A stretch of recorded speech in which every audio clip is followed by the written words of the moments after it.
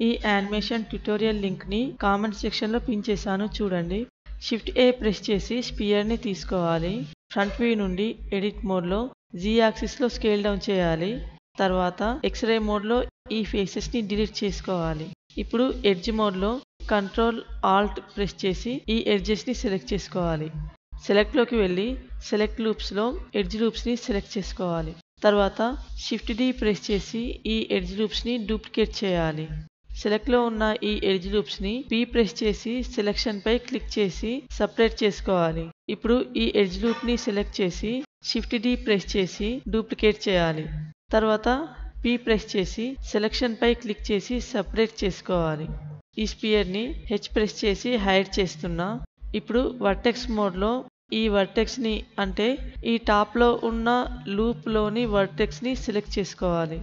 దీన్ని బెవెల్ చేసి ఎడ్జ్ ని డిలీట్ చేయాలి. తర్వాత ఈ 2 వర్టిసెస్ ని సెలెక్ట్ చేసి ఎక్స్ట్రూడ్ చేసుకోవాలి. ఇంకొకసారి కూడా ఎక్స్ట్రూడ్ చేయాలి. ఈ వర్టిసెస్ కి బెవెల్ ఇవ్వాలి.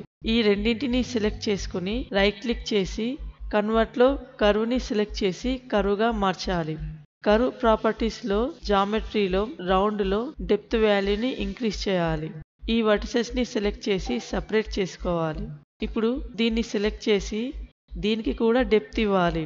ఇక్కడ మెష్ ఓవర్లాప్ అవ్వకుండా ఒక్కో లూప్ ని L ప్రెస్ చేసి సెలెక్ట్ చేస్తూ స్కేల్ చేసుకోవాలి.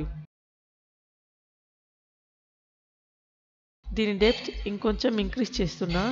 ఇక్కడ పైప్ సైజ్ చిన్నగా ఉంది కదా, దీన్ని సెట్ చేయడానికి ఎడిట్ మోడ్ లో ఈ 2 వర్టిసెస్ ని సెలెక్ట్ చేసి Alt S ప్రెస్ చేసి స్కేల్ చేసుకోవాలి.